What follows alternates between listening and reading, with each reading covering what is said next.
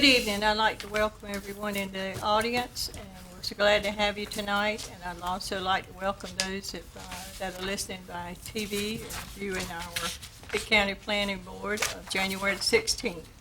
At this time, I'll have Tabitha to call the roll. Faye Barefoot, Here. Frank Bradham, Here. Jacob Cox, Here. Lyman Hardy, Here. Thomas Harris, Here. Stephen Laffridge, Here. Clay Malloy, Here. Matt Nobles, Here. Kenneth Ross, Yep. William Wooten. Here. And Madam Chair, we received word from Wanda Harrington that she will not be here tonight, or she will be running late. Thank you. At this time, may we all stand for the prayer and the Pledge of Allegiance. Let us pray. Our dear Heavenly Father, thank you for the service rights that you give us to be here tonight, to be able to deliberate. Thank you for the people that are here and the families they represent. Thank you for this wonderful county that we live in. May we make the decisions that are best for this county and the people that live in it. And may you bless each and every one of us each and every day as we go forth and do as you teach. In his name we pray. Amen. Pledge allegiance. Pledge allegiance to the flag of our country. I pledge allegiance to the flag of the United States of America and to the republic for which it stands, one nation, under God, indivisible, with liberty and justice for all.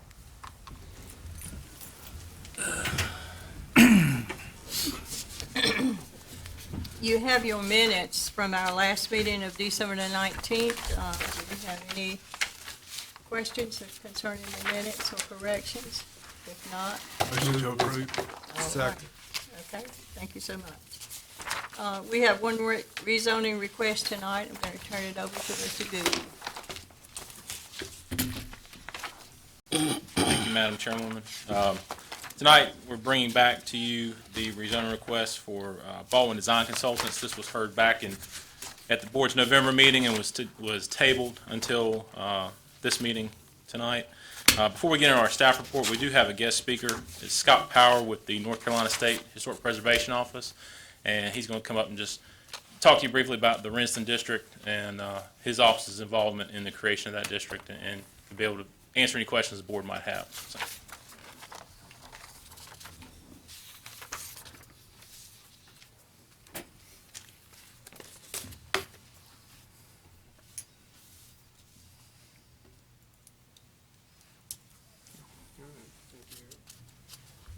Good evening. I was asked by your staff to come and talk to you a little bit about the Rinston Historic District and what our office does in terms of these historic districts. And I work, first of all, I guess I should tell you who I am, which will maybe explain better why I'm here. I work for the State Historic Preservation Office, which is in the Department of Cultural Resources, and I work out of a regional office here in Greenville, and we cover 27 counties in northeastern North Carolina. And of course, Pitt County is one of those counties.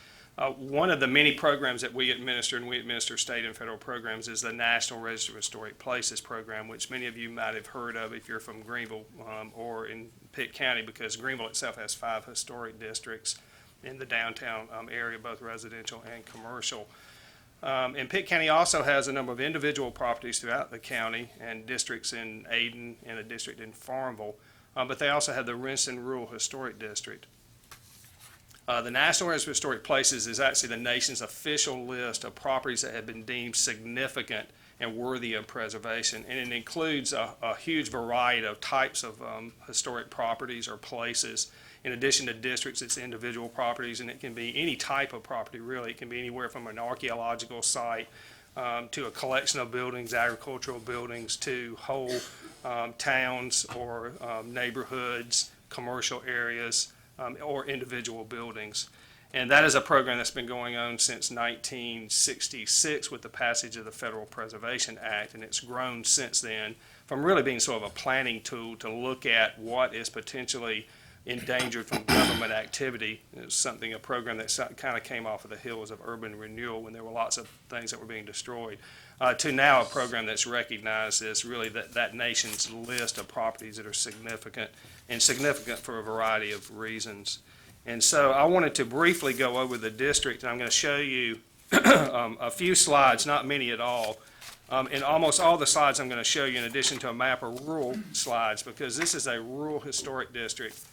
And one of the main components of a rural historic district is the landscape and the land. So to really appreciate this, you almost have to look at it from the air to get a sense of it. Whereas if you're nominating just a house or something, you want to see the building. You'll see plenty of buildings in these in this presentation, but it's really the landscape itself. I should also say that, and Eric and his staff have, have a copy of this. This is the nomination that was put together for the Rinston District. This is a process.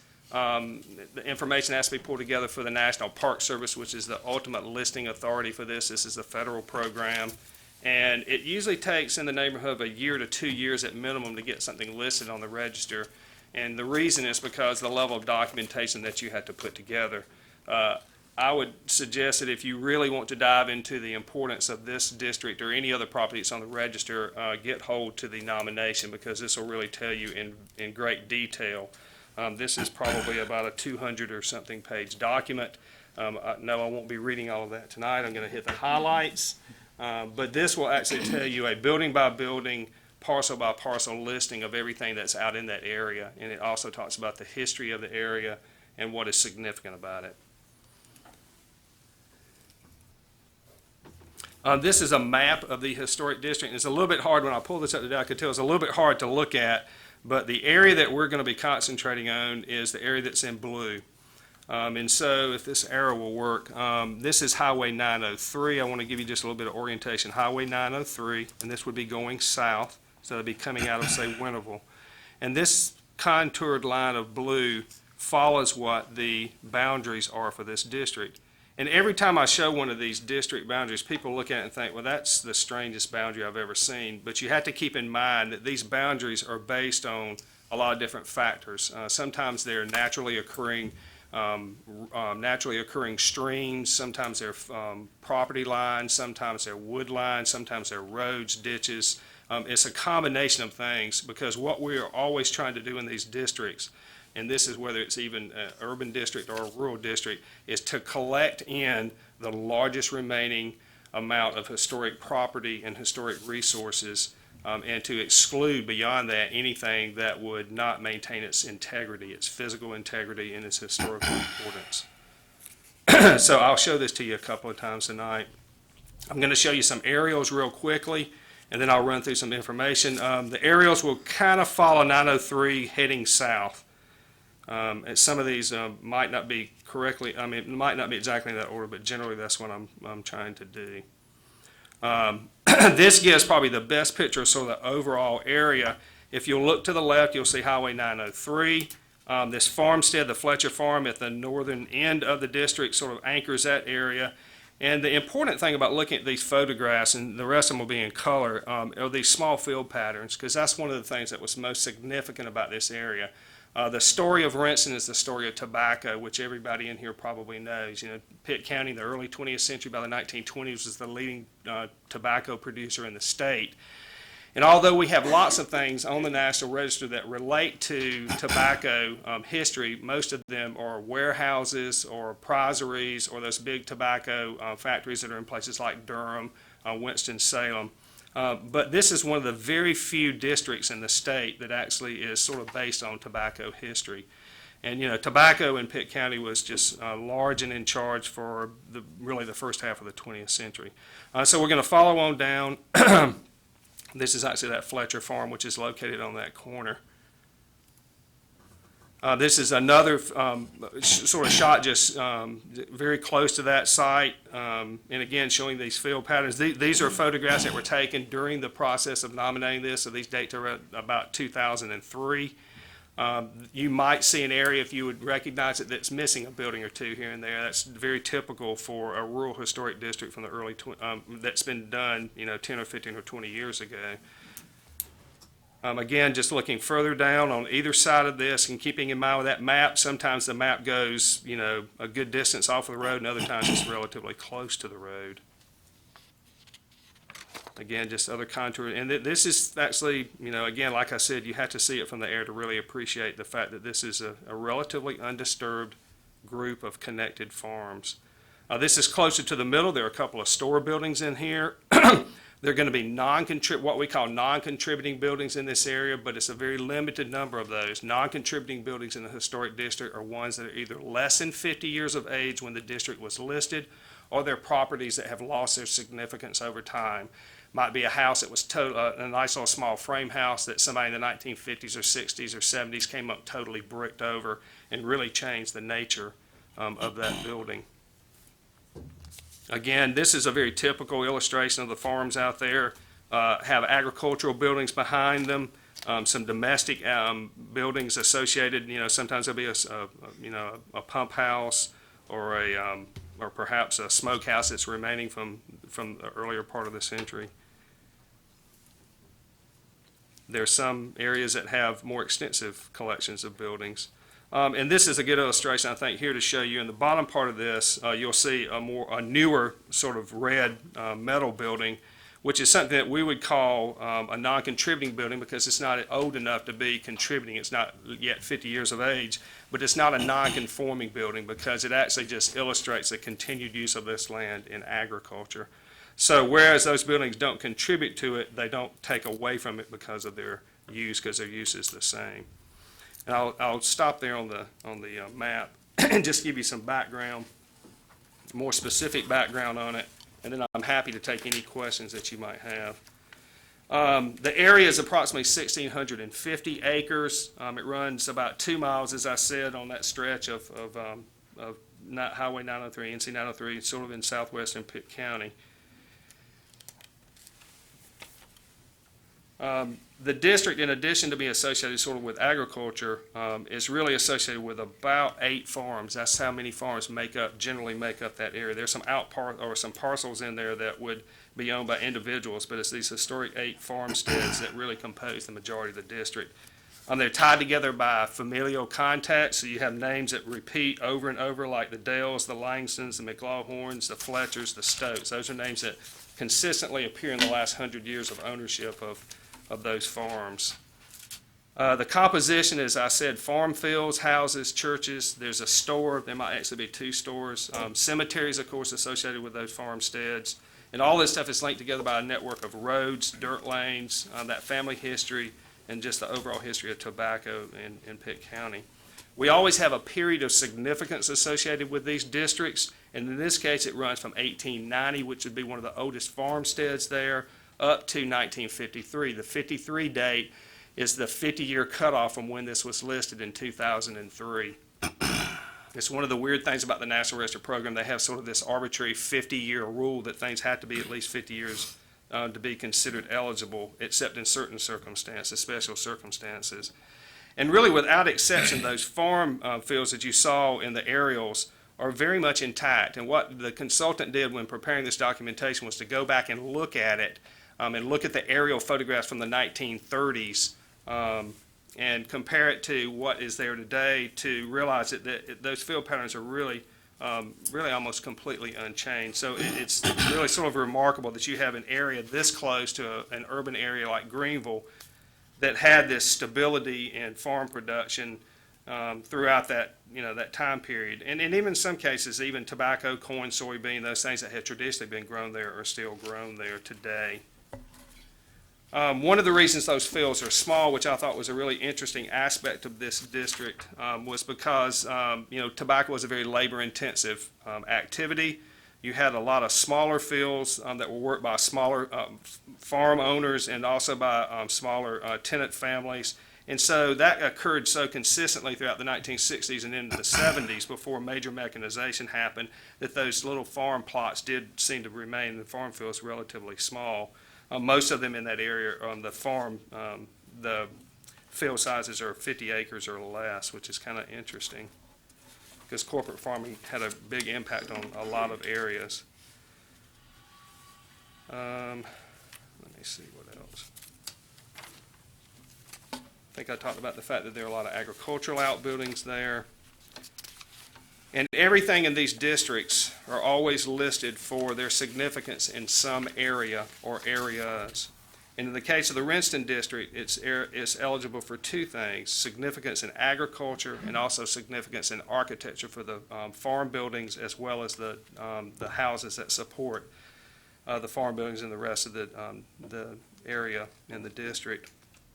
That continuous ownership by these families is probably one of the reasons you've had a lot of preservation of the buildings out there. And the other thing I would say is that these are relatively special areas in North Carolina. We have I was checking on this today, we have roughly 2,780 buildings that are not buildings, places or resources listed in the National Register of Historic Places in North Carolina, and that includes everything from individual properties to districts, all of it. But we only have roughly 12 rural historic districts, and I think 2 of those, which are in Wilson County, we're so close to Wilson that we feel like they're probably no longer eligible because development has occurred there. So we're really talking about 10 of these type of resources in North Carolina, which is kind of remarkable given the fact of how rural North Carolina is. So they're relatively, rare sort of properties to be able to list. And having one this close to Greenville is I would say, probably a little bit more rare.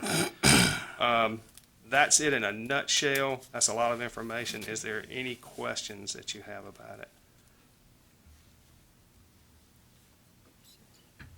Scott, I'm concerned about this agriculture. We need to keep all this agriculture. There's too much of this land being developed in this county. And these folks have farmed this land for hundreds of years, and it's in these families, and I think that we need to keep as much agricultural land as we can in this historic society, districts. We looked at other districts in Pitt County when we were going through the process of looking at Rinston, and we really only found one other area that we thought would actually meet the criteria for listing. It was an area between Langs Crossroads heading up toward Farmville. And so many of those properties have been lost in the last 15 years that there were some significant plantations over in there that we felt like that probably would be a hard case to make. So in Pitt County, you're probably looking at the one and only district that's going to be listed for agriculture, unless something happens 200 years from now, but certainly currently. Scott, let me ask you, there's no regulatory authority right now to protect any of that land other than the current way that the county would be administering zoning. Is that correct? Yeah, the National Register listing is largely considered an honorary designation because it doesn't put any binding restrictions on private property. So with it, there are benefits, there are significant tax benefits for rehabilitating buildings that are listed in the National Register. But in terms of them stopping private property owners from doing, development on their land or, things to their own property, that's not what the National Register program was set up to do. There are mechanisms that you can, put in place, easements, covenants, and things like that to protect private property, whether it be historic or any other type. But as far as I know, from our standpoint, from a preservation standpoint, those are not in effect right now. Are there any plans for the county or your office or anyone to try to bring something that would allow continuation of these properties? I haven't had those discussions with anybody in the planning office. That one of the things that can be done, and there are counties that have these, Wake County, Orange County, some of these other counties to protect areas, is setting up a countywide historic preservation commission. Then would be manned by appointed people, and then properties that are designated locally go through the process would then have to come before that board of people to get permission to make changes to their property. But I haven't discussed that I haven't had those discussions with anybody here.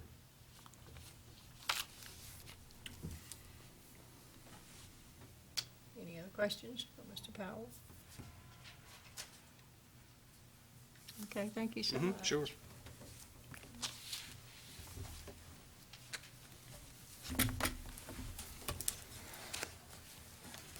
Okay. I'll pull this back up. Now I'd like to get back into our regular staff report on the rezoning request. The request, as you're aware, is by Baldwin Design Consultants on behalf of Wayland Hunsucker to rezone 1.3 acres located on NC 903 South. It's parcel number 80987 from rural residential to office and institutional conditional district, and it's to operate a mental health facility. And again, that mental health facility is not anything like a group home or anything like that. It's from our discussions with the applicant, it is for a psychologist's office. And so we have spoken to some people in the district that were under the impression that it was going to be something more like a group home and more of a residential nature. So we just want to clarify that based off our discussions, that is not what it is intended for. This is the location of the property. See it outlined in yellow. Again, it's at the intersection of NC 903 and Cheek Farm Road, right at sort of the confluence of 903, Cheek Farm, and Abbott Farm Road. The yellow line you see running through there is the approved right-of-way for the Southwest Bypass. Again, as we've mentioned, it is located within the Renton Rural Historic District. That district was listed on the National Register in 2003 and comprised of approximately 1,650 acres. This is the side of the property you see highlighted in yellow here in relation to its location in the district. You see it's sort of on the eastern edge of where the district boundary is, close to the Southwest Bypass. Scott pretty well went through the National Register of Historic Places and what the listing means. It is primarily an honor. The property's been researched and evaluated and determined to be worthy of preservation for its historical value. Federal and state tax credits are available for rehabilitation of income-producing historic buildings. As he mentioned, also, the listing does not obligate or restrict a private owner in any way unless they're seeking a federal benefit such as a grant or tax credit. And private property owners are only obligated to follow federal preservation standards if federal funding or licensing is used in work on the property. This is the site plan that's been originally submitted, and we do have some recommendations for revising this plan or changing this plan a little bit, which I'll get into in just a minute. As you see, the outline of the property here is in red. The proposed building is located towards the rear of the property, and the proposed parking lot is in front of the building. One of the proposals we've discussed it with Mr. Baldwin is that in order to help sort of preserve the character of the district, that parking should probably be at a minimum behind the building, and so that the building is up front and you don't have the parking lot up front and center as people are driving by. This is a picture of the subject property itself. This is looking to the south on 903. This will be looking back towards the north on 903 as if you're heading back towards Winterville. This is the property across the street. You see the water tower in the distance, and also this property it's the proposed future site of a church as well, so there will be some development on this property in the future also. This is a property on the other side of Cheek Farm Road, the other intersection, or the other corner of the intersection. This will be looking back towards the east on Cheek Farm Road.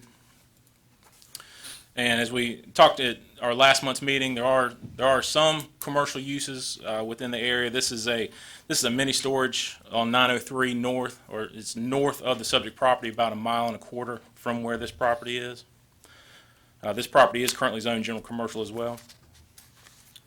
This is a container rental site that's located actually within the district, about 1/2 mile from the property itself. This is the Stansville's Taxidermy, which is located off of Abbott Farm Road across the street from the property. Again, this is another business that's been in existence inside the district. This property is located just outside the district, but it's a warehouse located off of can't think of the name of the road, but it's to the east of this property. But again, just outside the district. And then about 2.5 miles south is the Roundtree Convenience Mart at the intersection of Roundtree Road and NC 903 South. Future land use map, you see, considers this property rural, residential, agricultural. You see the Southwest Bypass there. That's basically our dividing line between what we consider rural residential and what we consider suburban residential.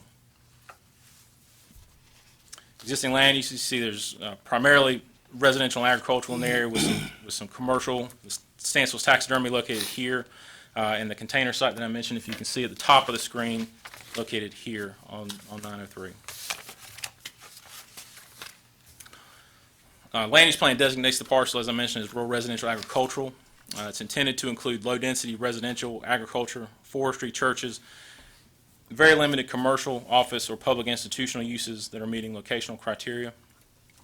And that criteria would be frontage and access to a major state highway or secondary road, location at a major intersection, proximity to similar uses, and spatial separation from non-compatible uses. Land uses would be expected to develop with private septic tank systems in this area.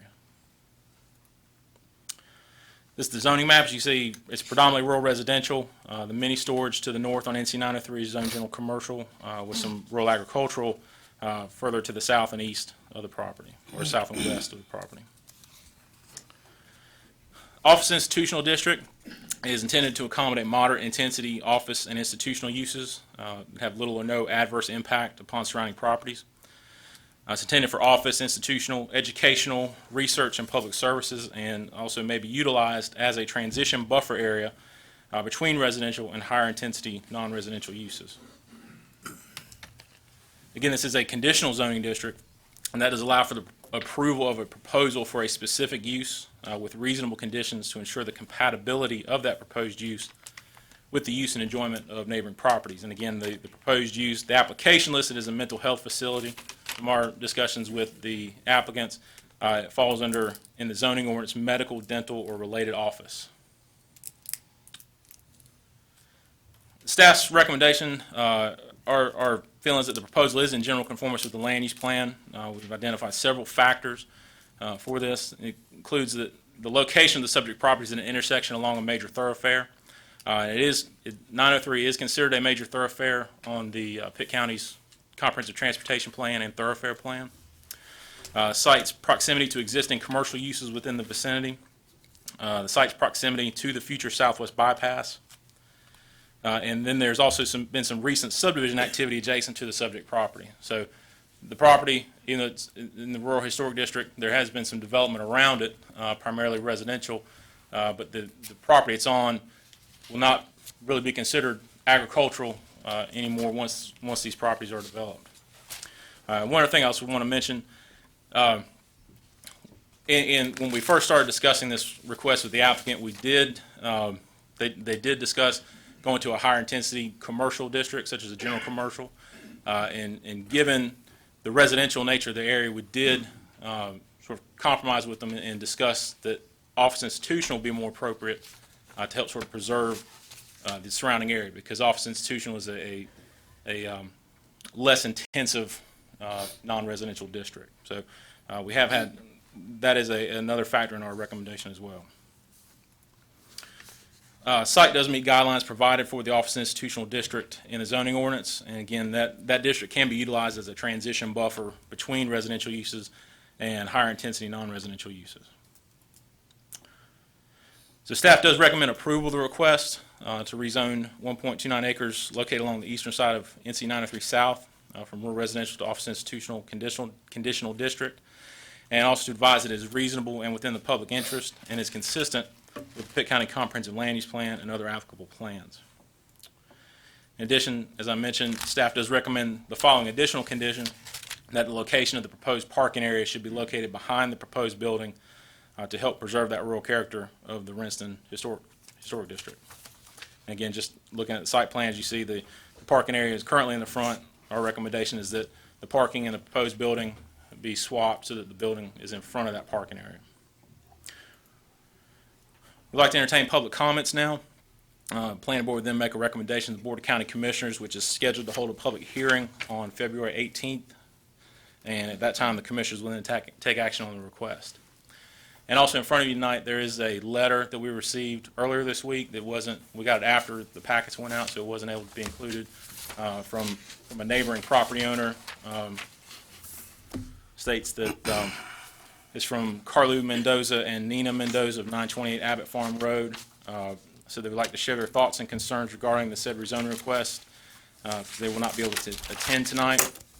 And they object to the proposed rezoning request and would like to keep the area as historic rural as possible.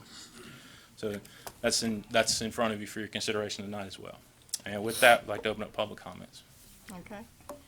At this time, I have a list of some that have signed up to speak.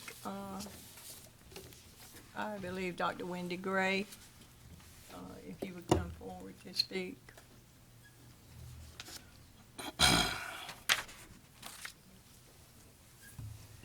We would ask that you keep it to 3 minutes and state your name, please. I'm Dr. Wendy Gray. I was a former administrator with Pitt County Schools and worked with over 20 psychologists. I'm now with ECU School of Medicine and work with several psychologists, and I speak on behalf of the business that they're trying to propose. And I think part of the concern is, at first it was, of course, that a group home would go in there. My concern would be if I lived around there, I wouldn't want that necessarily either. But I can tell you from owning a building up the street, Charles June Karate School, and with being approved to build a developmental daycare, something like this is actually beneficial to the community. And I can tell you the range of clients that will be in there are ones that are your next door neighbors. I can speak on behalf of her as a colleague and as a friend that it will be quality oriented, and there shouldn't be that concern. And the building, I can speak firsthand. I use the same builder. Tommy Goodwin is excellent in quality, and will live up to the standards of keeping things in compliance and making them look classy for the area that's around it. Okay. Okay, thank you. Okay. Susan Stansel.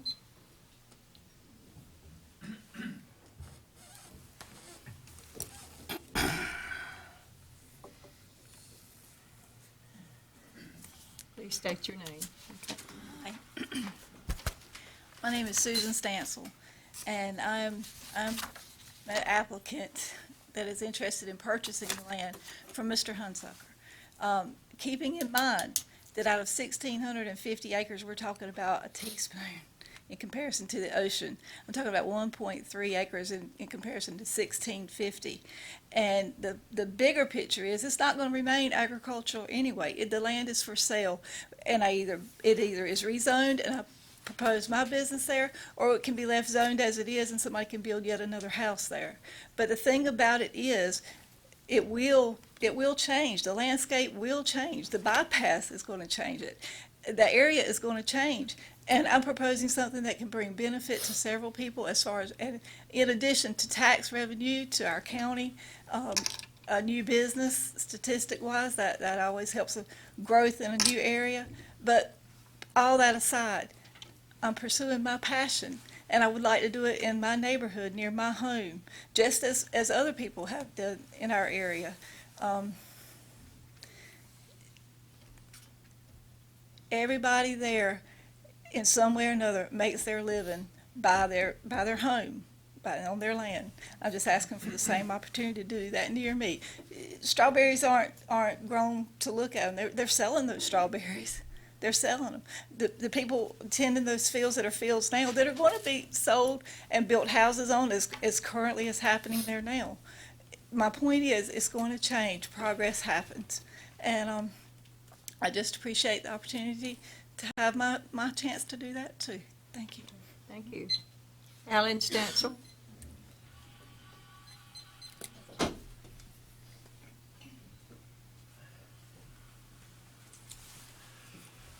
My name is Alan Stanson. I'm married to Susan, my wife, and I, and we live at Rinchiston for probably since the mid-90s. And what we're planning on doing is having a very nice first-class facility put up at Rinchiston. And yes, I know Rinchiston has got a historical district. It's been, redeemed as a historical district now. But also, if you ride through North Carolina, around Stokes, Fallville, anywhere else you want to pick out right out in the countryside and get out of the town, everything you ride through is beautiful. I mean, I wish North Carolina all could be a historical district. But I remember when Greenville only had 2 lanes running through on Highway 11 and Greenville Boulevard, but things change. And I would just like to thank you, board, for listening to us, at the opportunity to be able to maybe get the rezoning request for this reason. And I'd just like to say thank you. Thank you. Okay. Mr. Sonny McGlohorn.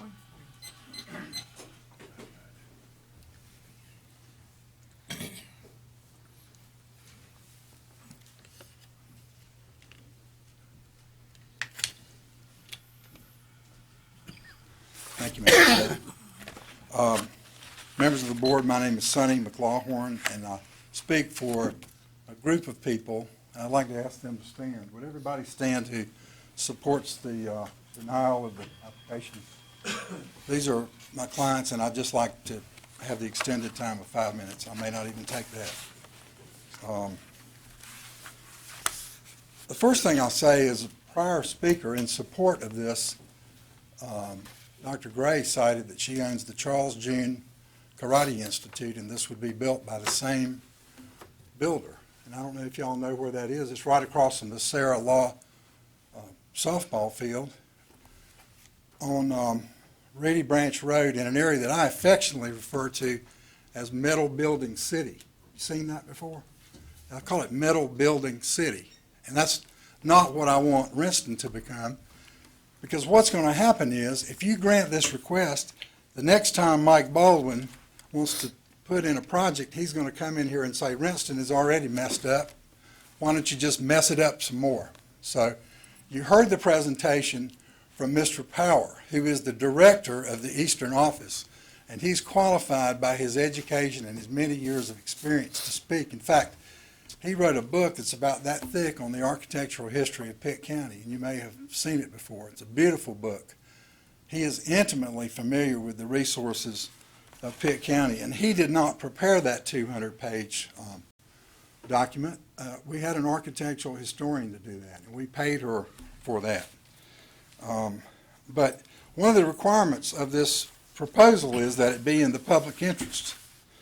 The case law is very clear in North Carolina that you can't engage, you, meaning the county, cannot engage in spot zoning without a reasonable basis. There has to be a benefit that outweighs the detriment of the complaining neighborhood property owners. I mean, that is the law. That's the Supreme Court of North Carolina. I didn't want to bring the law into this because what I'm asking you to be guided by is your logic and your common sense, and by your comprehensive land use plan, which is completely filled with references to protecting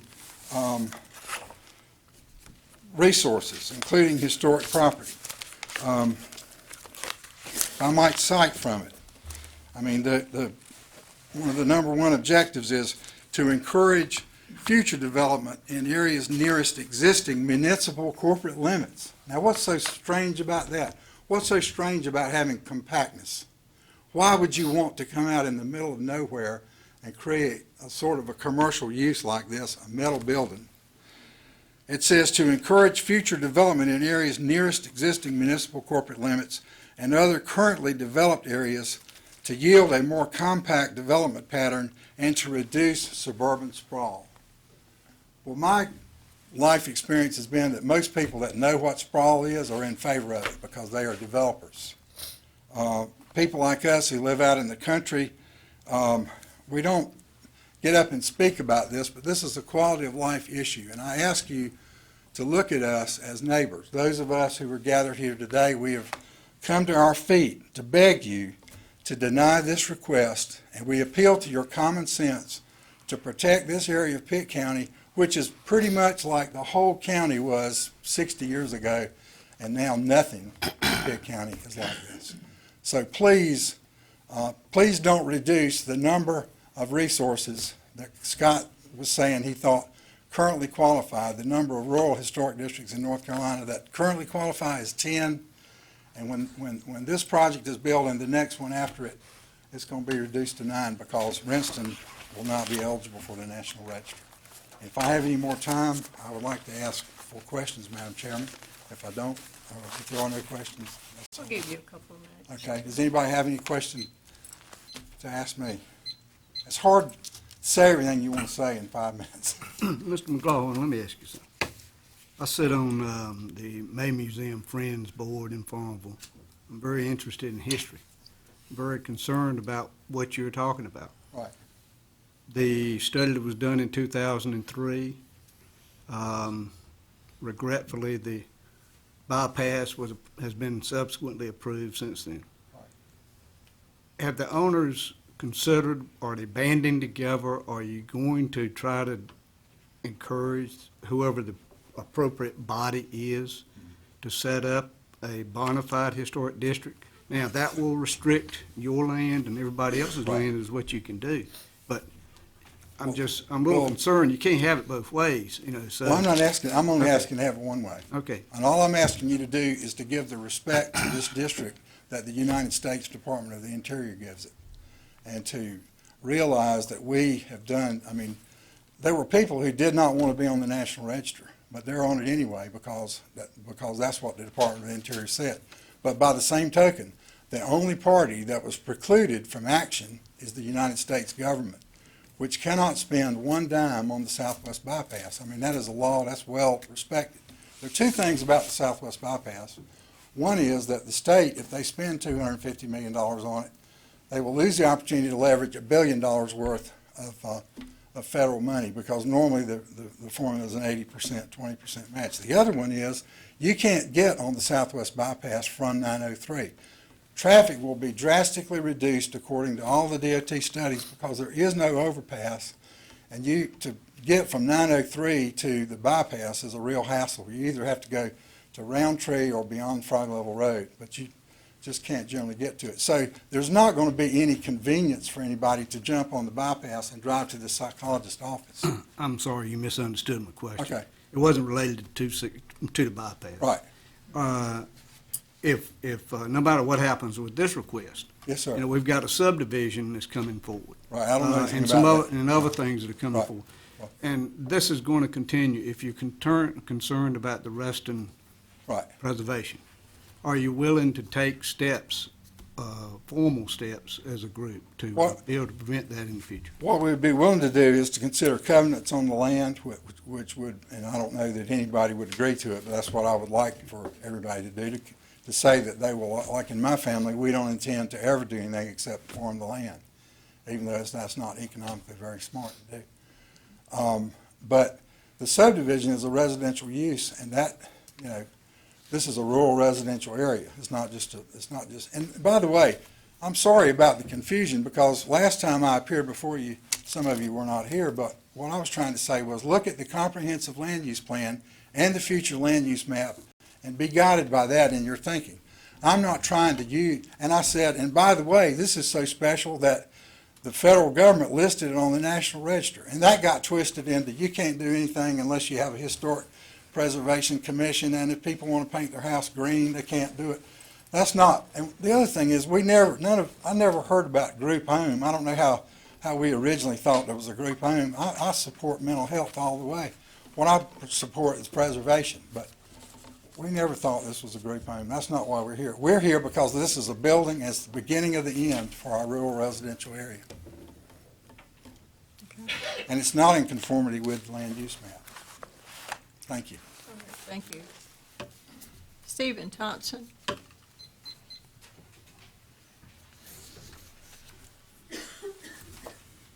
My name is Steve Thompson. I spoke at the last meeting. My wife and I both live in that area very close to where this proposed property rezoning is located.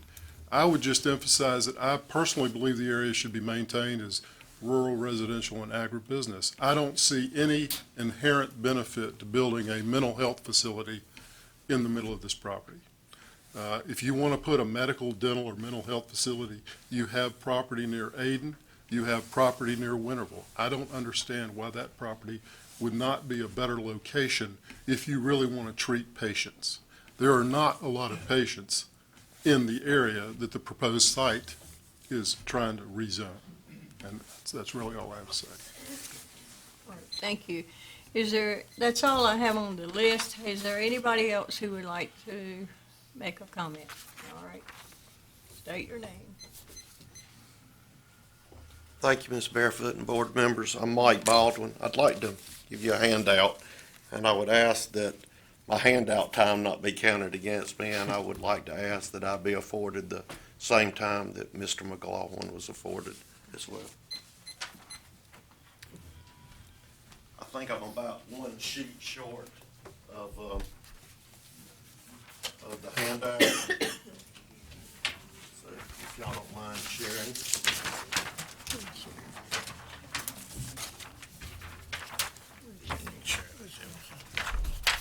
I'll give you one on yourself.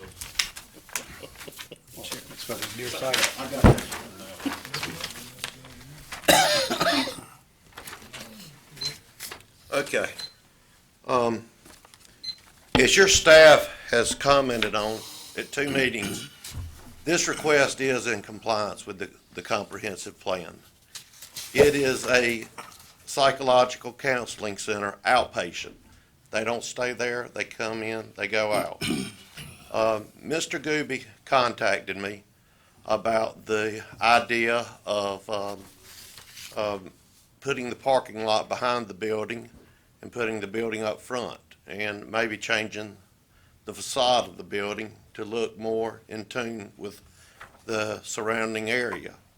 What you have is a building plan that shows clapboard siding, hardy plank if you call it.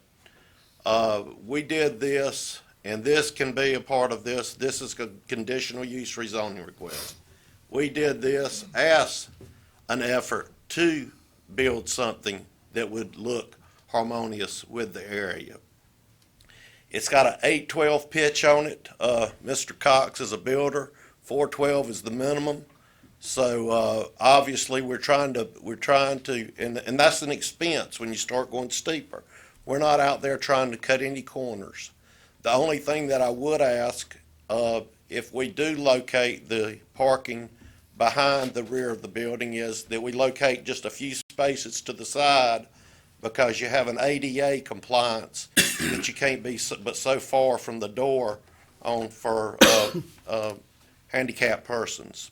But I want to give you a rundown of just a ride from intersection of Highway 903 and 102. Do y'all all know where that is? Well, let's call that 0 miles. At 0.8 miles, you've got a store, very nice store. It's got a perfect look. What I think would be a look that is going to be similar to this. Then at 3.2 miles, you've got Stansel Taxidermy, you've got a water tower, and that is, quote, the Rentston Crossroads area. Then at 3.8 miles, you've got a container service. None of this was shown in the pictures, the overhead pictures, the aerial views. Then at 4.5 miles, just across from the Fletcher Farm, you have a mini storage facility that does have outside storage on it, quite a bit of outside storage. So what we're doing is in harmony with the area. This is a very low impact use. I've got numbers from DOT. The design traffic for Highway 903 is 12,000 trips per day. Right now it's operating at about 3,400. So we're not burdening the road with any additional traffic. Currently, there are no rules for, no historic guideline rules that we have to follow, but we do have to appease y'all. And that's my job and the owner's job, working together to appease this board so that they feel like they've done something that does not hurt the area, but does allow somebody to, as Ms. Stansel said, work close to home. Then when you get just a little bit farther past the mini storage unit, at 5.2 miles is Pocosin Road. That is Winterville's ETJ. So I've just given you a 5-mile drive through that area. Yes, you have commercial uses in that area, but this is not a commercial use. This is a institutional use. You've got the water tower up a couple of 100 feet high, so you have that. I do not think with what we have that you're allowed to have this conditional upon with these building plans with the parking lot being in the rear. Obviously, it's going to be set off the road if you look at the previous site plan because of where the soils limitations are, with the septic tanks up close. It's going to be set back quite a bit off of 903. On the other side of Cheek Farm Road, there's no houses that is going to be looking at this facility. And if they were, this is a nice-looking facility. Hardy plank, 30-year architectural shingles. Most of the houses out there have shingles on it. I just rode out there before I came to the meeting. So with that said, I would like y'all to approve this request, and I'll be glad to answer any questions if you have about the building plan that I submitted to you, that if you like it, I would like it to be part of the conditional approval of this plat. I would like that the parking in the rear be a condition, as spoke about by Eric, and with the exception of having just a couple of spaces on the slide so we can meet our ADA requirements, which would only be prudent. But with that, I'll close my speech and be glad to answer any questions. Anybody have a question? Mr. Baldwin, is there going to be any signage at all in front of this building? Proposed signage or? Yes. There will be a small sign, it's not gonna be no neon lit up sign or nothing like that, but it might be a 4x8 or just a nice brick and building. And like Mr. Sampson said, yes, if there's a sign, it would be built in harmony with the same materials that the building is made out of. Thank you. Any more questions for Mr. Baldwin from the board? And one last thing, it's not going to be a metal building. I think y'all see that. It's not going to be metal building city out there. I think it is going to be a professional, good-looking building. All right, thank you. Thank y'all. Is there anyone else in the audience that would like to speak? Do come forward and state your name, and you have 3 minutes. Good evening, I'm Catherine Nelson, and this building will be located across the street from my home.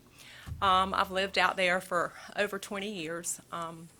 My dad was Kenneth Dews. He really would want to preserve this area. Our family, almost all our family, is living out there now. I'm part of the larger McLaughlin family. But basically what this sort of belt boils down to is money. Money versus philosophy. And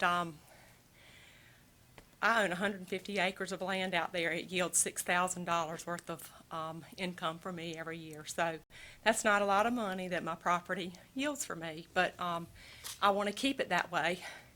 Unfortunately, the Southwest bypass is not going to let our family do much with our property anyway. So because it's going to take 2 of our farms if it should ever come through, which I'm pretty sure that I'll probably be in a nursing home by the time the Southwest bypass is ever built because there's no money for it.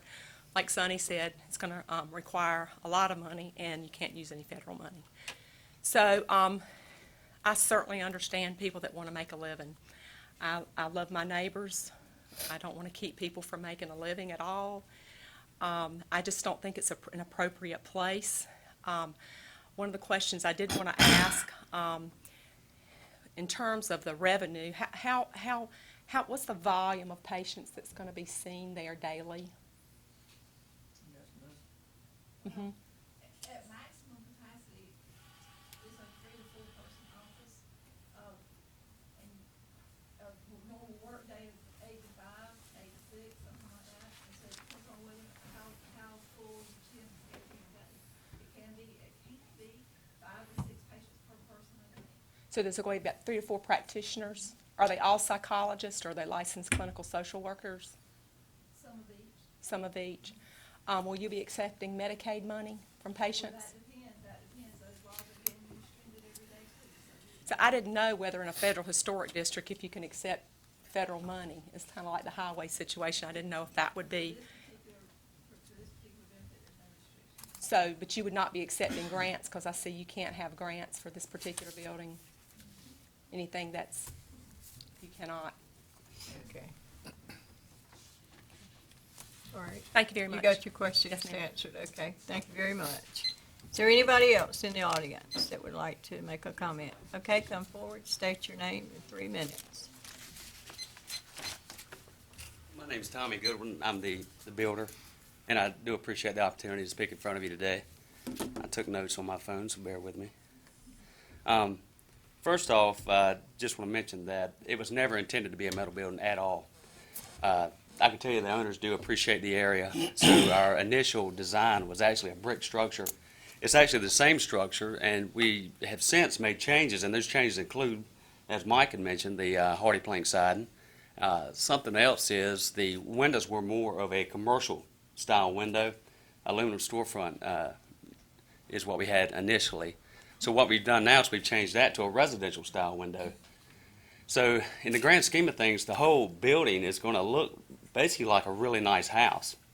In addition to moving the parking lot to the rear, that's going to even further extinguish any commercial look initially driving by. I don't think the average person driving by is going to look and say, hey, look, there's an office building here in the middle of a nice rural residential area. I think it's going to complement the area very well. As far as Winterville goes, you know, Winterville has guidelines. Obviously, the road Mr. McLaughlin mentioned, it does have a lot of metal buildings, but in time, Winterville adopted new standards where actually you turn those plans in and they'll tell you, you know, you've got to put so much brick on the front facade, you've got to have windows and different architectural features on that building.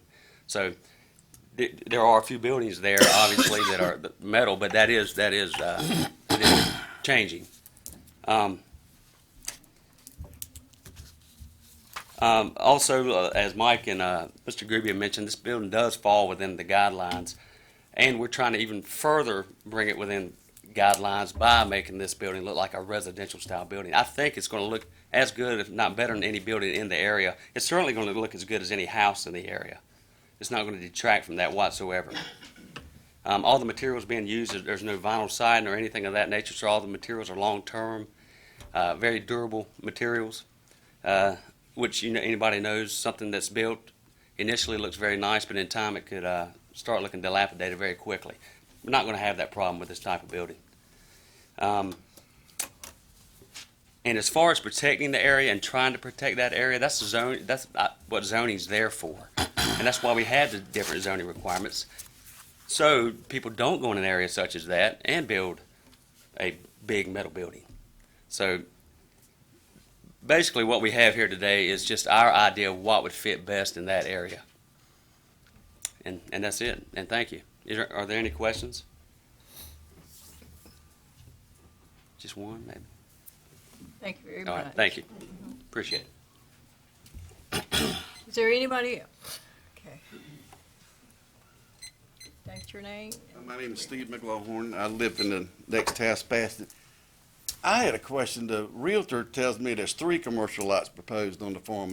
Does anybody know what the other 2 lots are going to be? I guess it would depend on what, you know, I guess if this gets this way, then it doesn't, it opens up the door for anything to be, I guess, because it set a precedent.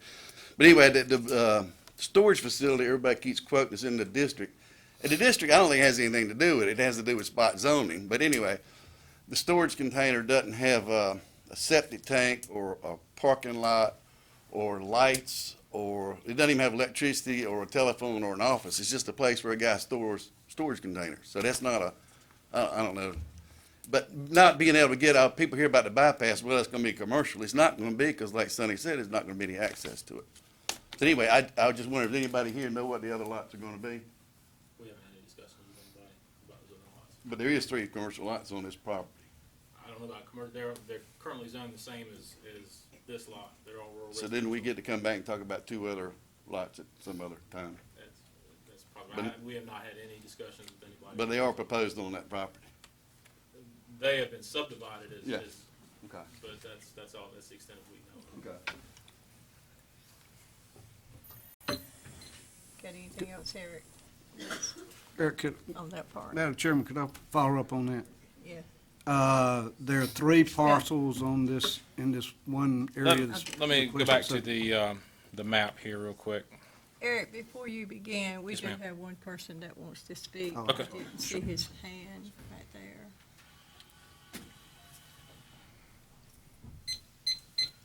State your name, please. My name is Brad Pylan. I don't actually live in Rinston, but my granddad grew up in Steve's house.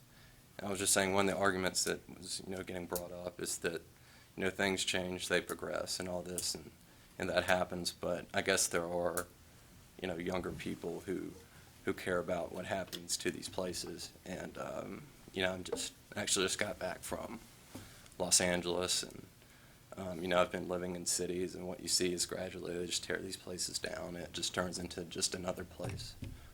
So there's not that many of these places around, and just to put a building up there for no reason, it'll just open it up, and in 20 years, Pitt County will look like, I don't know, any other place. So. Thank you. Now, is that everybody? We have one more, okay. Hey, my name is Libby Dews. I wanted to ask how many parking places there were going to be, because it looked like if there's 4 or 5 people working there and lots of people coming to them, that there's going to be parking all up and down the road, that there's not going to be enough parking places for that area, and it's going to be a dangerous situation. So I didn't know how many parking places there were going to be. Looks like they're going to have to park on the side of the road on 903, and that's a very dangerous road. People are riding there very fast. So if you've got 4 or 5 people in there with the offices and they're all having clients all day long, it looks like it's going to be a big mess. Okay. Thank Mr. Baldwin will come forward and answer that question.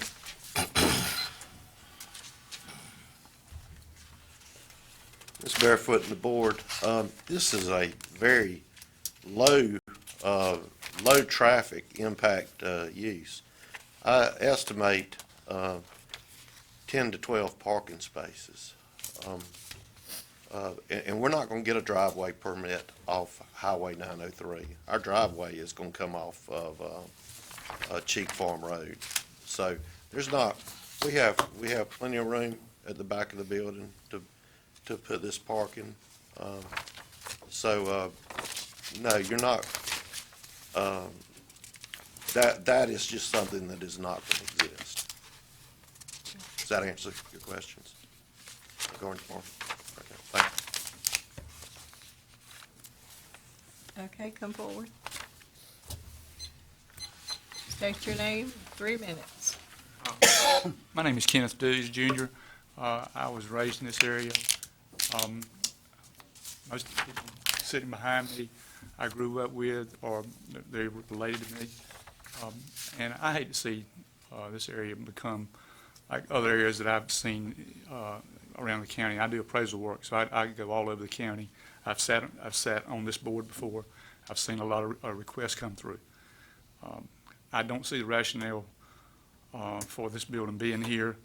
There's plenty of other places that Ms. Stansel could go and build a building somewhere else. There is no rationale for the building being there. Thank you. Is there anybody else now before we close the public comment session? Okay.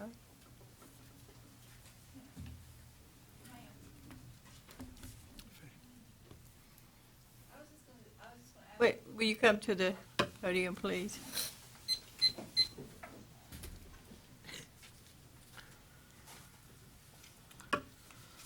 I was just going to ask if I could provide clarification one more time on why it is I want the particular area that we're questioning tonight.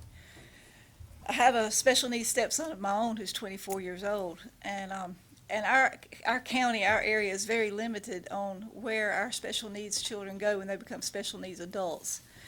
He currently is in our home during the day and in our shop, which fortunately we have, that my husband can work near his home. One of the main reasons that I don't just go out and rent a property already available is because of the needs of my own particular home. My own particular family needs dictate that if I could be closer to my home situation, it would help. And I'm not trying to, maybe that will provide clarification for you as to why I need to be closer to my home. And I don't just go rent a property that's already in existence. It would be a lot easier Trust me, it would be a lot easier, but it's not going to be beneficial to my family needs and to my personal needs to rent a building that's already in existence. When the land became available for sale, it was told to us that they were going to seek to have it rezoned anyway so that the value of the land could bring a higher purchase price. It sat for sale for a while with no interest or no interest that we were told of anyway. So over time, my husband and I inquired about the possibility of this happening and pursuing a dream of having this happen. As it stands, I still say it's something will be built on that land, either a modest business office like we're proposing or a residential home. But the land surface itself will eventually change. The land is for sale. Thank you. I'll answer any questions you have of me too, if there's any questions about the type of business or what we propose to be doing there. Anybody have a question for Ms. Johnson? Thank you. Do I have everybody now? See, we're going to close the public comment period, okay? Madam Chairman, the first thing I want to address, the building plans that have been submitted by Mike, or Mr. Baldwin, the board can look at those, but we as staff, we attended a conditional zoning training not long ago, and we were informed that for things such as appearance requirements, if we don't have a specific requirement in the zoning ordinance already, we can't necessarily make that a condition of the zoning permit or the approval, because it's not necessarily something that we can enforce. Things like moving the parking, the amount of parking, even the signage, we can enforce that. But as far as placing specific requirements on the appearance of the building, requiring them to have hardy plank or residential type windows, that sort of steps beyond the authority of what we can enforce as a condition on a zoning approval. So I just wanted to put that out there. Does anybody have any questions about it? Eric, let me follow up on the question. Sure. You've got the parcel up there, it's 1.3 acres. Mm-hmm. What is that to the right-hand side of the proposed building? To the right-hand side, the squares here, Yes. septic tanks. It is the septic tank system and repair area. All right, so none of the property that is being proposed could be developed for other purposes besides the building that we're looking at? That's correct. With the size of the property and where the tank and the buildings are located at, it's going to be very impractical for them to try to develop for any other use on that same property. Now, as they were mentioning with the other properties, let me go back as well to, there was the question about the other lots out there. And you see the properties here that stretch around this corner. There's 7 lots. They were developed as part of a subdivision. It was developed as essentially a residential subdivision as far as we know. We have not had any other discussions with Mr. Baldwin or the Hunsuckers or the Stancils or any other folks regarding any of those other properties being used for commercial purposes. So any information they have would be news to us. The only discussions we've had about any of these has been this particular lot. Eric, what are the buffer yard requirements here, if any? For the use itself, it basically just be the setback requirements. Now, if they go over 10 parking spaces, there will have to be some screening of the parking, mainly with a 10-foot vegetative buffer. But that would be the only buffering that we would require. And right now, we're at 10 is where we're at, Yes, sir. parking spaces. And I think, I don't have the specific parking standards in front of me, but I think that actually is above what would actually be required by the zoning ordinance, based off what they've got.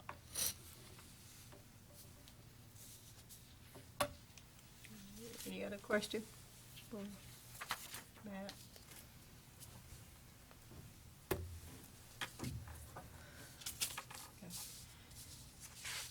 If there's no other question, we have heard all the comments, and at this time, before we ask for a motion, I just want to make sure there's no other comments from the board to Matt or to anyone, okay?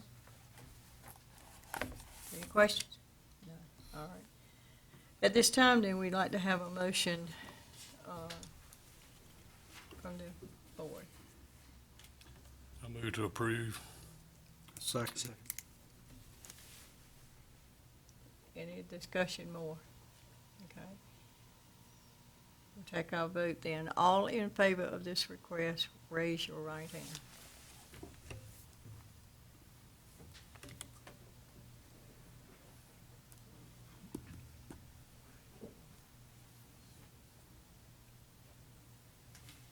Okay. All opposed to the request, raise your hand.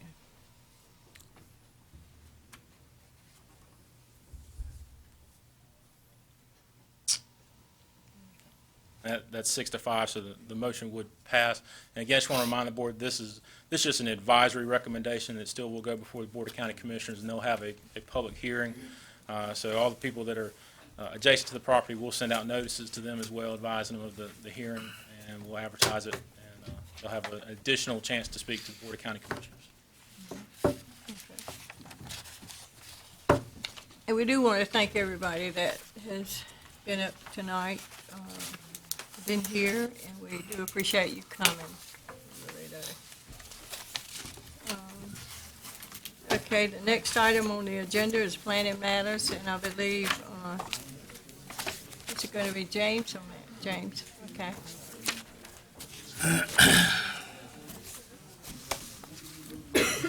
Madam Chair Lady, if we could, we probably will let a few of the folks leave before we start on the next item, just so we won't be interrupted.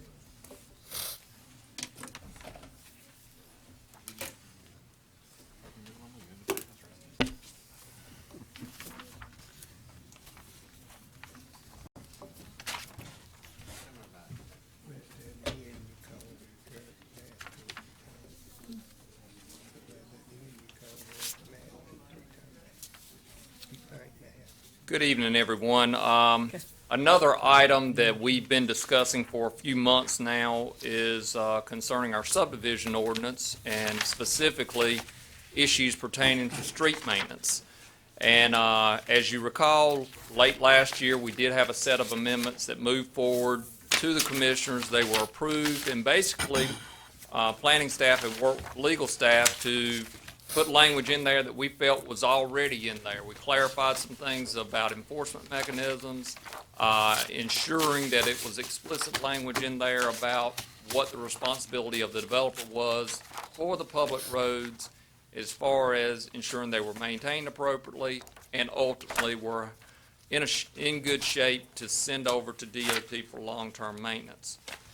The next steps that we wanted to consider, number one, and you'll hear from Matt in a few minutes, what are some of the options if we get to a place where someone is out of compliance with the maintenance of the roads?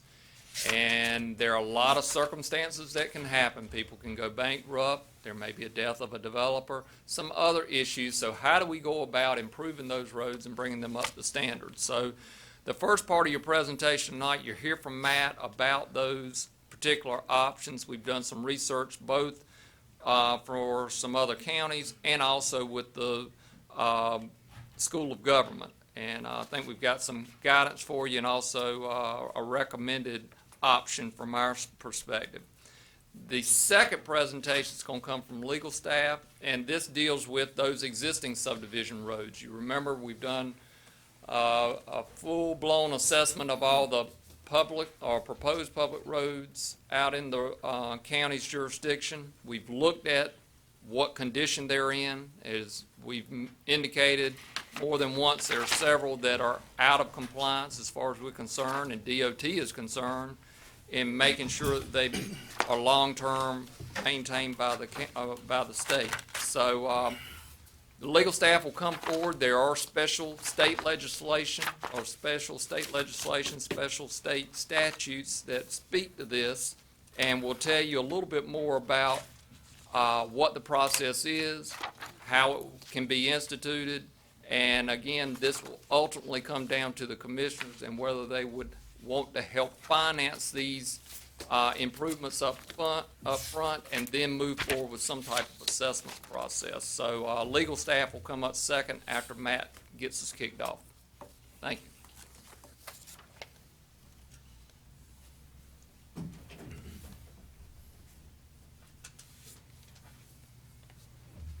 Good evening, Madam Chair. Here to talk about enforcement options for subdivision street maintenance, as James just talked about. Again, in December, the Board of County Commissioners amended the subdivision ordinance to explicitly state the developer's responsibility, and we also laid out some examples of what would cause maintenance violations in the subdivision ordinance. Things like potholes, ruts, cracked pavement will all cause a maintenance violation, and then what we hope is ultimately lead into some enforcement measures that we'd like for y'all to consider. Again, we propose to add language that will help enforce the recent amendments and prevent and correct future maintenance problems. Again, it's to a developer lets his subdivision roads fall into disrepair. We want to have options to be able to go in and get them fixed for the citizens, so that they're not on the hook like we have several now that are laying out some money to repair their subdivision roads. We studied several other counties in North Carolina on how they address the issue. The majority of counties that we talked with and looked at their ordinances, most of them do some sort of surety bond, and it addresses the ongoing maintenance. The developer will post a bond, either what's called a maintenance bond, irrevocable letter of credit, or a cash deposit in an escrow account that's calculated from the original road maintenance or road cost. The guarantee is released when NCDOT adopts the road.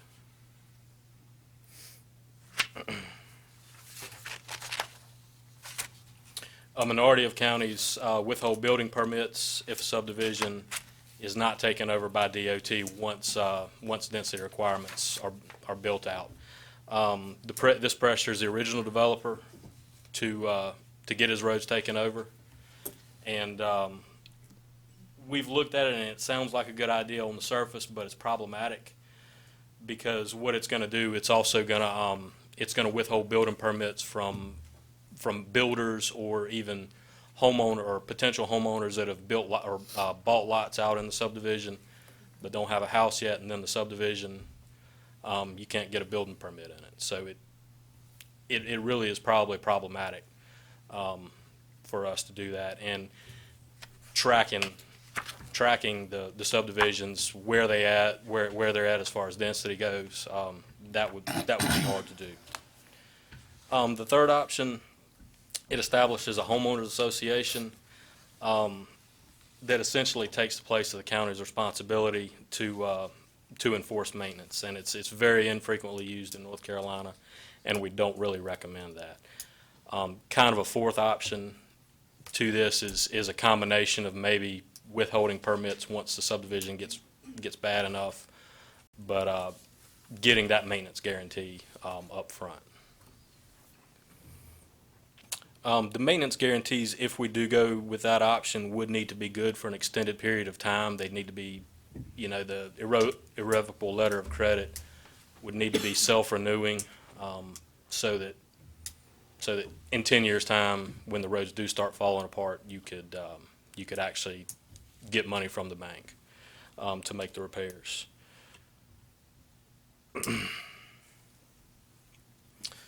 Based on the planning board, based on your input, we'd like to submit proposed language at a future planning board meeting. So I'll take any questions you have on this. Don't really have any pictures for you tonight, but you've probably seen the ones from previous meetings. So I'll take any questions. So you're gonna come up with a proposal to present to us, because if you don't do something, a contractor supposedly goes bankrupt. That's correct, and that's what we're looking at in a couple situations right now, where it's kind of too late to do anything with those, and that's where we're talking about the assessments. But we want to prevent this from happening again, because it leaves the homeowners out there in a bad spot. Yes, sir.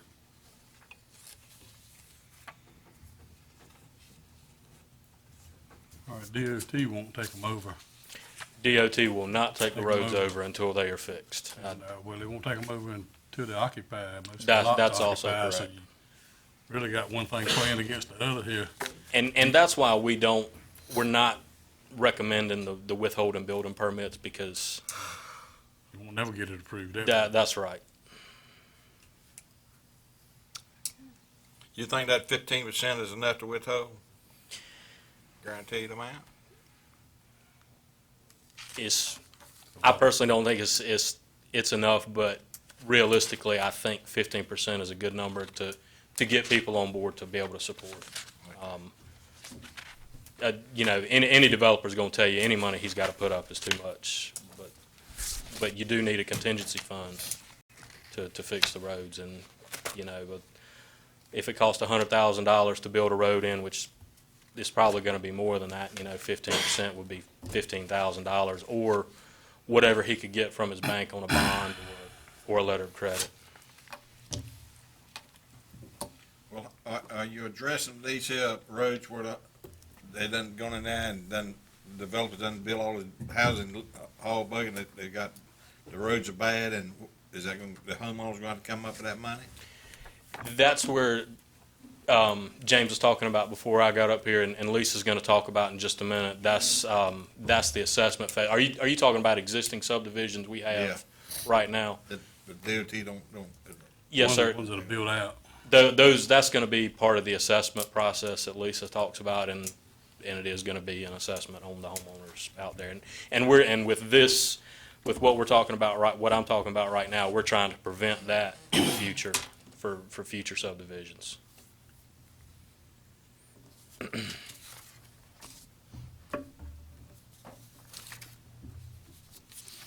Any other questions?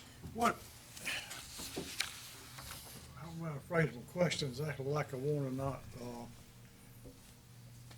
We know the inspection department looks at the structure to be sure they contain what they're supposed to contain on. Yes, sir. Who does that on the roads? To make sure that everything is right, that the drainage tile is put in at the right depth with the cover over it and everything? Who does that inspection? And where's it from? There's not an inspection on that right now. The developer is responsible, and ultimately the engineer's seal on the plans when he submits them that says this thing's been built out, and you know, we're the planning department, we're not engineers, and we're not DOT engineers, and we haven't done that, and don't. Just say a driveway tile is supposed to have, let's just say 15 inches of cover. Yes, sir. That engineer's seal is going to say that there's 15-inch cover on it. That's the agreement Yeah. that we have in place, that, you know, we let you build it and you tell us it's done, and And if the state goes there and find out there's not 12 inches on it, what happens then? they're on. Okay. It's actually two different things. You've got the construction of the road itself, and that usually happens first in most circumstances. And what would happen, we would get the engineer certification that it's been built to standard and whatever specs is required by the current manual by DOT.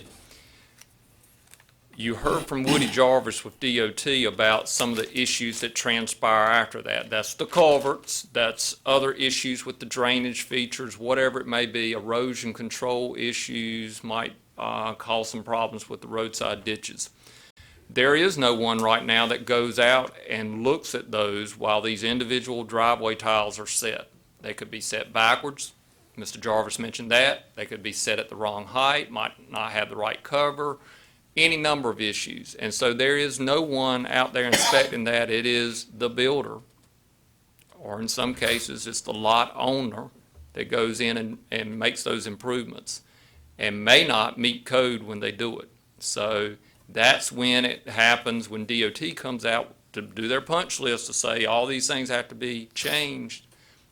a lot of times the culverts have to be either replaced or changed in some way before DOT will take the roads over for maintenance. So that is a gap here in this, and that's what Mr. Jarvis has mentioned. We may need to have some type of program established to ensure that those culverts are put in appropriately. So in essence, right now, the real inspection comes when DOT does that first. That is the true inspection, and that's at the very final part.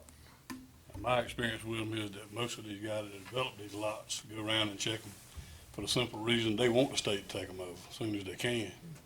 I've more than I've had have checked them. That, is there any length of time that the developer has to wait before they can ask the state to come in? Not right now. It's strictly based on how quickly the subdivision gets built out, and how soon the homes get occupied. A developer can't just build out a bunch of spec homes that aren't occupied. They actually have to be people living in them and everything like that before DOT will take the road over. There's got to be so many occupied houses per quarter of a mile. That's correct, and I don't have the thing right in front of me, but there's 2 or 3 things that you have to meet. It's so many houses per quarter of a mile, and so many houses per feet of road, and a few things like that. And they're not unreasonable specs, but they do have to be met before DOT will take them over.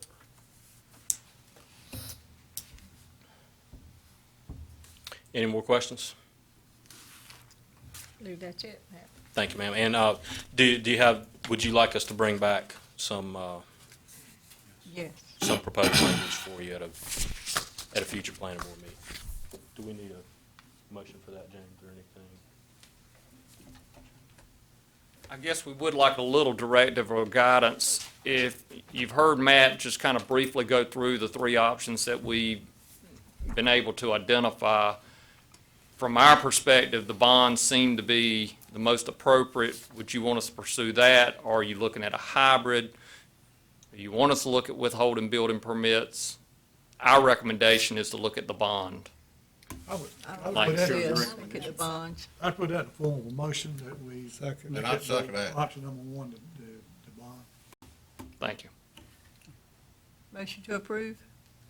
Second. All of it? We've got the motion on the floor, we've seconded it. All in favor, raise your right hand. All right, thanks, Matt. Thank you, Madam Chair. Okay.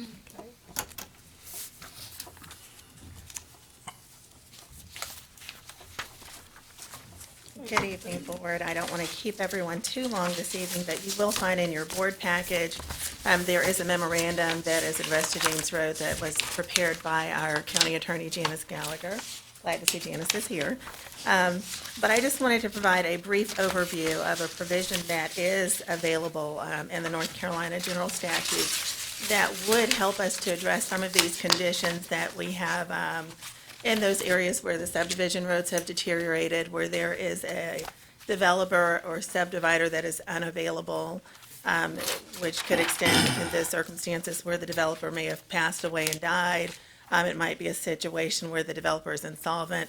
But I guess I will preface this by saying that we have been directed to this statute by the UNC School of Government. We've done some research and looked at it. What we do understand is that it has not been applied yet in the state of North Carolina. So if this is something that our Board of County Commissioners would ultimately decide to become involved in, we would really be, I guess, a case of first impression here in Pitt County. So as you see in your packet there, North Carolina General Statute 153A205 provides a procedure wherein the county acts essentially like a bank by financing upfront the cost of subdivision road repairs and later then assesses the property owners for that cost. It's a lengthy process. I'm going to try to give an overview without too much detail, but prior to initiating something like this, the Board of County Commissioners must receive a petition from at least 75% of the property owners, who also represent at least 75% of the lineal road frontage to be repaired. So that would be the first qualifying factor. After that, the Board of Commissioners would determine the method of assessment. And there are a number of different ways that could be considered for assessing. You might do it based on lot size, based on property value, or even based on the number of lots that are served by the road that's going to be improved. Thereafter, there is a process for the Board of Commissioners to adopt a preliminary assessment resolution and to set a public hearing on that resolution. Essentially, that preliminary assessment resolution would outline the terms of the agreement, talk about how the process is going to move forward, the method of assessment, the proposed repayment terms. That's going to be significant because there's also a prohibition of extending the payment terms beyond 10 annual payments. This type of assessment, if it is approved, it's filed in the Clerk of Court's office. It's thereafter established as a tax roll. It is forwarded to the tax collector, and these assessments are docketed as a lien against the property, and they're collected like property taxes, according to the statute. So therefore, any unpaid assessments, they would be collected as any delinquent taxes would be here in Pitt County, and also we would have available to us as a county any of the remedies for enforcement that we would have as it relates to the payment of delinquent taxes. That's a short version of the statute and what it provides for. Again, it hasn't been done in North Carolina, but it is a possibility. Again, this is contingent on the Board of Commissioners wanting to approve this.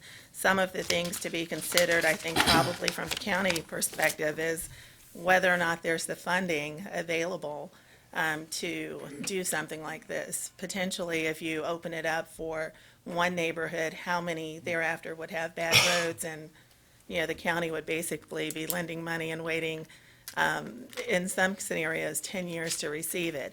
So it's something I think to consider from a financial perspective, looking at the terms of repayment, but it is a legal option and a remedy that is available pursuant to the statute. So with that, if anyone has any questions, I will try my best to answer those for you. Would that be something that the subdivision might request of the county commissioners then at that point, if they approve something, that measure? Well, before the Board of Commissioners says whether or not they're going to do this or not, there has to be a petition that's been submitted to the board. Based on our meetings with some folks in the county who have expressed concern about neighborhood roads, I believe there's a likelihood that someone may come forward with such a petition.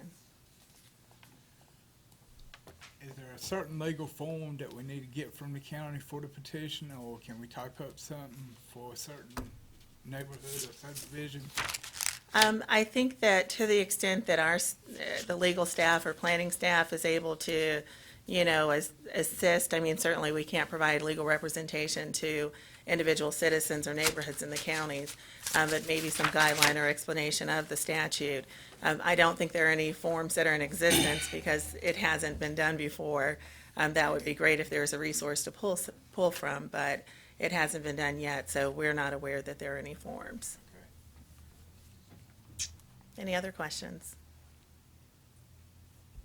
All right, thank you. Thank you, Lisa. Okay. Informational items.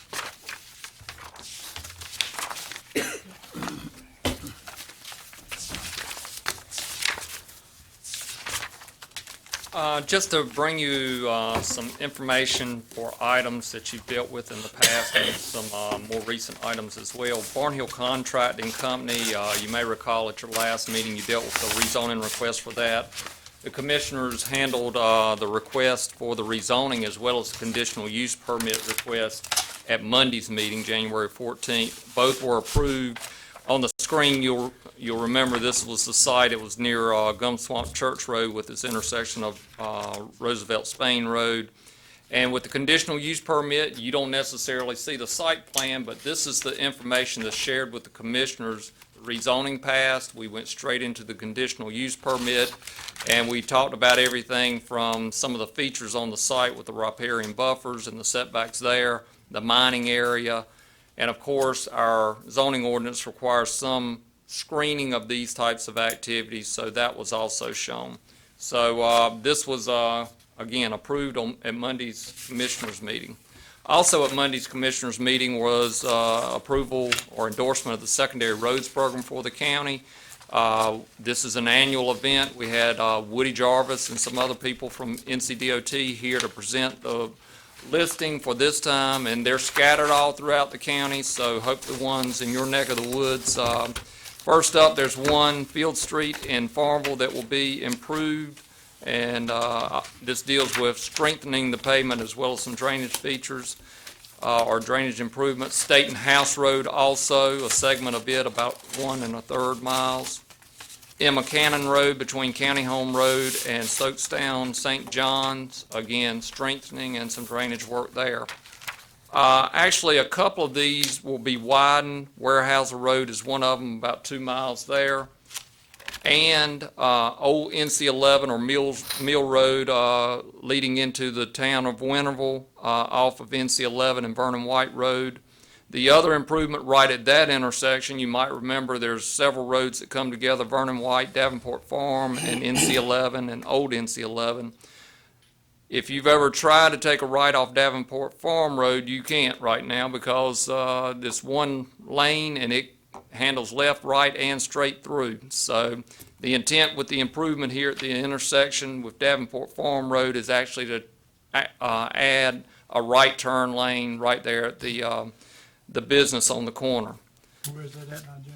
That is on NC-11, right there. If you turn and go to the John Deere Company or Mayflower, if you're coming back out on NC-11, there'll be a turn lane to let you go south on NC-11 off of Davenport Farm Road. So you'll have an added lane there right at the Credit Union. Thank you.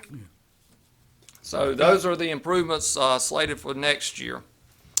Also, Mr. Bradham had just asked earlier today about video sweepstakes operation. Eric and I, as well as legal staff, sat in on a webinar earlier today to get some information about that. Bottom line, as far as planning activities, we really don't see anything right now that we need to do as far as the enforcement here. State, there's been some rulings at the state level, some legislation that pretty much has shown that these certain operations are not legal at this point. However, there's new software updates. There's some other things that's currently out there for consideration. A lot of this is going to have to be panned out in the near future, but for the time being, we really don't see any need for any action at our planning staff level. Your departmental monthly report is included, as well as some other correspondence and articles from the paper. And Madam Chairwoman, we are complete with our staff reports. I got one question. Davenport Farm Road, as it turns off from US 13, if you got a couple of dump trucks load of rock, put right there where you turn would be helpful, because like about that deep when you turn off. US 13 and Davenport Farm Road. There's some serious shoulder problems that really need to be addressed. We will call that in. Thank you for letting us know. Okay, thank you. Is there a motion to adjourn? Motion to adjourn. All right, thank you. Thank you for coming, everybody.